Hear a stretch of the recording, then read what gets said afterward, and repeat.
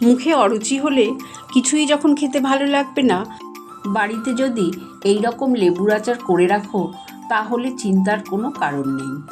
নমস্কার বন্ধুরা, কল্পনার রসনা ঘরে সবাইকে স্বাগত জানিয়ে আজকে তোমাদের সাথে শেয়ার করব মাত্র 2টি উপকরণ দিয়ে লেবুর আচার।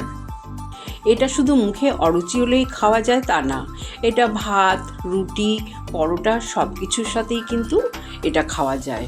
আমি 10টা পাতিলেবু নিয়েছি, আর পাকা পাকা পাতিলেবু হলেই কিন্তু এই আচারটা বেশি ভালো হয়। লেবুগুলো খুব ভালো করে আমি ধুয়ে নেব। ধোয়া হয়ে গেলে একটা আমি সুতির কাপড় দিয়ে লেবুগুলোর জল ভালো করে মুছে নেব। একদম শুকনো করে মুছে নেওয়ার পর আমি লেবুগুলোকে একটা ছুরির সাহায্যে টুকরো টুকরো করে কেটে নেব। সব কটা লেবু আমি 4 টুকরো করে কেটে নিলাম, আর লেবুর ভেতরে যে দানাগুলো আছে সেগুলোকে ফেলে দেব। কারণ এই দানাগুলো থাকলে লেবুর আচারটা অনেক সময় তিতো হয়ে যাওয়ার সম্ভাবনা থাকে। সব দানাগুলো আমি ফেলে দিয়েছি। এবার 50 গ্রাম মতন নুন নিয়েছি। প্রথমে এই নুনটা সব কটা লেবুর ওপরে ভালো করে ছড়িয়ে দেব। ভালো করে ছড়ানো হয়ে গেলে যেখানে কড়া রোদ এই আচারের ওপর পড়বে সেই রকম জায়গায় আমি রেখে দিলাম। সারাদিন রোদ খেলে তাহলে কিন্তু লেবুটা অনেকটাই টেনে যাবে। তোমরা দেখতেই পাচ্ছ যে লেবুটা অনেকটা টেনে গেছে, আর নুনগুলো কিন্তু একটু জল জল হয়ে গেছে, তবে লেবু কিন্তু ওপর থেকে একদম শুকিয়ে গেছে। এই জলটা কিন্তু নুনের জল। প্রায় সপ্তাহখানেক আমি প্লেটের ওপর ছড়িয়ে লেবুগুলোকে রোদে দেব, আবার তারপরে বয়ানে ভরে রাখবো।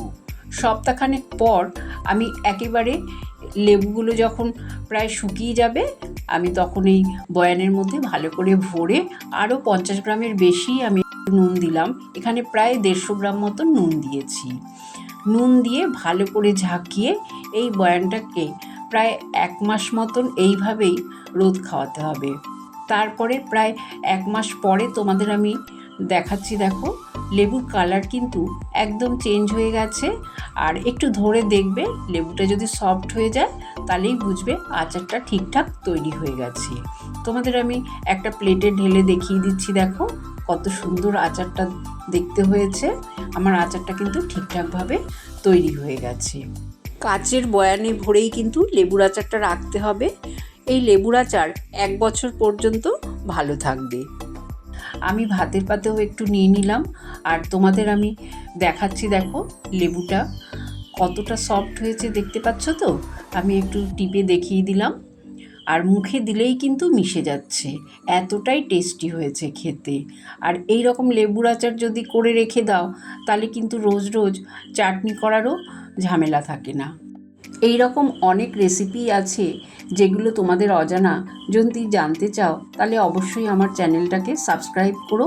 সুস্থ থেকো, ভালো থেকো। ধন্যবাদ।